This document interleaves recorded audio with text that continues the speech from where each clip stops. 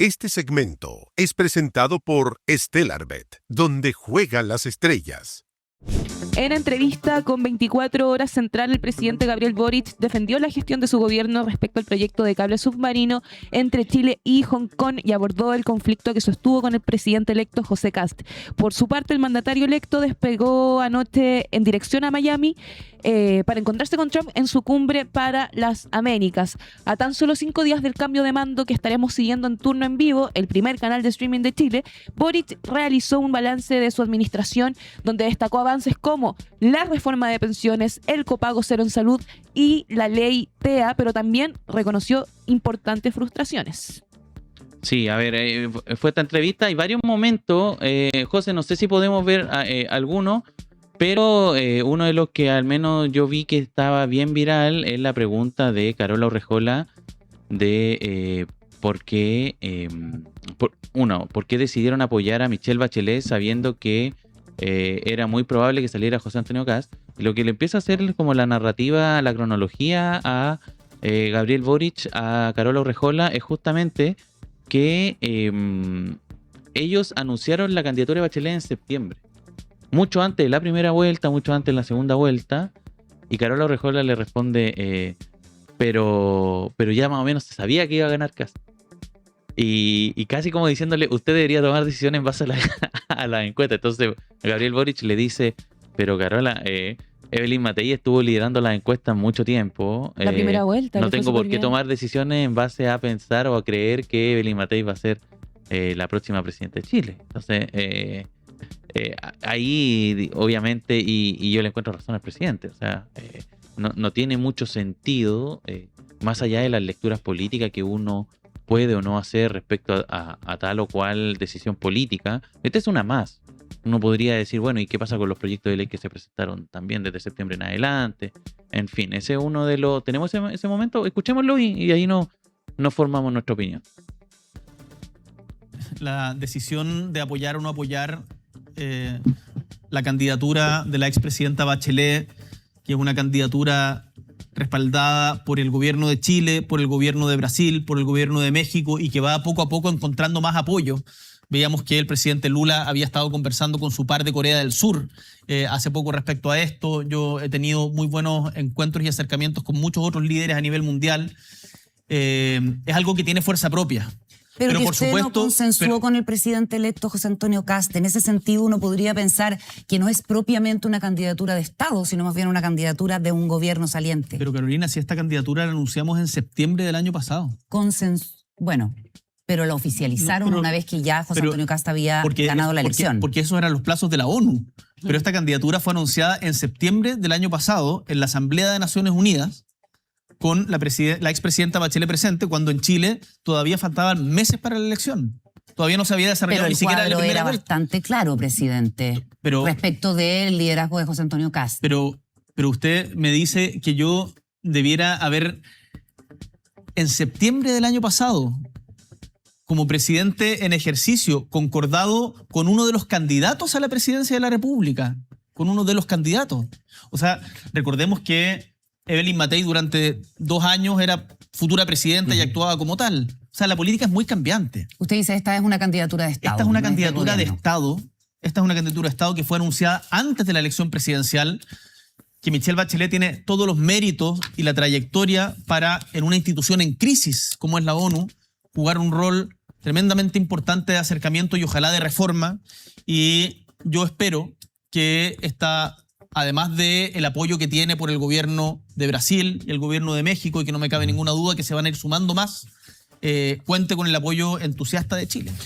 Oye, solamente un paréntesis, pero qué buen manejo comunicacional tiene el presidente en ejercicio. Muy buen manejo, en serio. Lo comentábamos también en la semana pasada y esta semana, que el gobierno lo está haciendo bien comunicacionalmente cuando le queda una semana. 5 días quedan. No puede ser esto, no puede ser. Bueno, habló también de, lo comentaste al principio, Geraldine, esto de...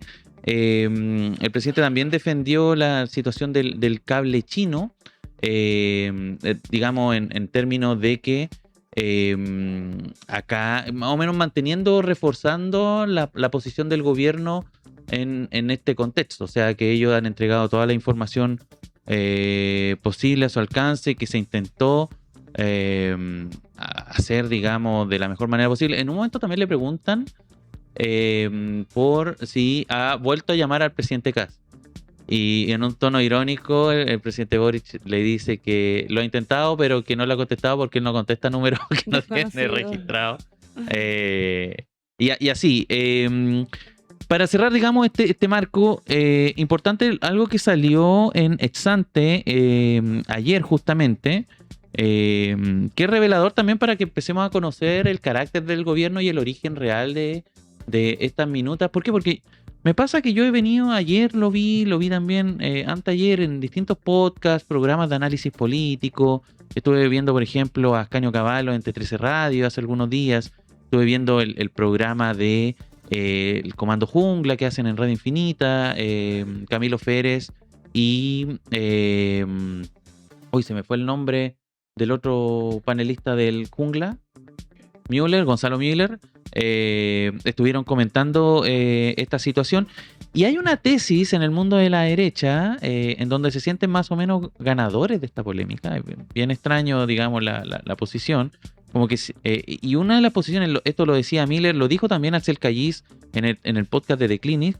Ellos plantean esta idea de que todo lo que ocurrió con Kast estaba perfectamente diseñado, que esto era un plan, casi como esta frase de Axel Kaiser. Pregunté eso justo porque era lo que quería conseguir. Esa era la reacción que yo quería. Un poco decía, por ejemplo, mira, a mí me llamó mucho la atención su tesis, es que lo de Alvarado estaba pensado, que se supone que es como un error comunicacional, porque Alvarado en el fondo contradijo toda la tesis del gobierno diciendo que Kast no tenía idea de nada. También lo que ocurrió con Mara Cedini en la entrevista, que más o menos hay un consenso en que fueron un desastre. Sin embargo, en la derecha tienen la idea de que lo hizo perfectamente bien. Entonces, están un poco, no sé si emborrachados todavía con el triunfo electoral. Muy delirantes. Pero están medio perdidos. Eso es mi sensación. Están sin mucho aterrizaje. Salió una encuesta CADEM, que digamos no es una encuesta mandatada por China, ni mucho menos. Y CADEM preguntó por esto. Y más o menos los resultados que sacó son más o menos los mismos resultados en torno a expectativa y aprobación. Por ejemplo, el presidente Boric, quienes apoyaban la versión del presidente Boric era en torno al 30%, que es su índice de aprobación histórico. Y en el caso de Kast, el 40 y tanto %, que es más o menos las mismas personas que dicen que tienen expectativas buenas de lo que se va a venir en el próximo gobierno. Entonces, mi impresión es que ni siquiera está marcando un desbalance importante la polémica. En términos generales, hay personas con las que yo en general tiendo a estar más de acuerdo que plantean esta lógica de que hay una suerte de empate, como que en el fondo los dos quedan mal porque parecen cabros chicos peleando. Y yo igual coincido un poco con eso. Pero ¿qué es lo importante? ¿Y qué es lo que quería decir? Que salió en Exante, que lo estamos viendo en pantalla. Cristian Valenzuela, el asesor más del relato y que va a ser la mano derecha de Kast en el gobierno, fue el autor de la minuta de Kast con el quiebre de Boric. Fue que le dijo a Kast, tenéis que llegar al presidente, decirle que se tiene que retractar y más o menos sugiriendo de que el presidente es fácil de sacar de sus casillas, por lo tanto se va a enojar con esto y queremos que se enoje. Sí, y ahí suscitar el quiebre. Hay una cosa que es clave. Cristian Valenzuela fue el mismo que cuando a Matías del Río lo congelaron en Estado Nacional, salió con una foto como si fuera un desaparecido en democracia. O sea, sí. Cristian Valenzuela es el tipo de los parásitos, ¿cachai? Sí. Que él lo era. Cristian Valenzuela es esa escuela, es trumpismo, es Steve Bannon. Si no lo leen, acá tienen que leer que lo que va a pasar en el próximo tiempo no va a ser lo mismo de siempre. Vamos a ver escuelas distintas a nivel comunicacional. Y Valenzuela es parte de esa escuela diferente. Entonces, para poder observarlo, y para poder entenderlo, las cosas anormales que van a ir pasando, porque lo que vamos a ver es un ciclo de anormalidad, fue lo que pasó con Trump 1 en Estados Unidos. Qué decirlo de ahora, pero lo de ahora por lo menos tiene algún sentido de relato, pero lo que primero pasó fue un montón de gente que va al aparato a hacer estructuras disruptivas. Y lo que vamos a ver es esa disrupción. Algunos consideran que es positiva, otros pueden pensar de que atenta contra las normas básicas de la democracia y que fomenta una cultura de la crueldad y de la normalidad tremenda. Entonces es interesante mirarlo a Valenzuela. Ojo, no es cualquier cosa. Sí. Y lo que pasó con esta minuta filtrada no es cualquier cosa tampoco. Sí, acá lo están comparando con la roulette. Como la roulette Piñera, Valenzuela. Claro, ese es su Kast. apoyo. Y hay una idea más o menos de que sí, mi impresión es que van a ser bastante parecidos, al menos los roles que van a jugar en ambos. Así que a estar ojo, lo vamos a estar. Recordemos cosas para el fin de semana y para que estemos muy atentos. Hoy día, aparte el cónclave, va a ser el cónclave oficialista. Mañana vamos a tener esta cena, un almuerzo donde va a estar José Antonio Kast y Donald Trump y otros mandatarios del concierto latinoamericano. Hasta ayer, en la noche, no estaba confirmada una reunión bilateral entre Trump y Kast propiamente tal. Y hay muy pocas posibilidades de que eso ocurra. Ya, para que lo tengamos. Pese a que Kast tenía muchas ganas de juntarse con Trump y tener este gesto como de apoyo, eventualmente no va a ser, al menos no tan directamente fuera del grupo y la discusión.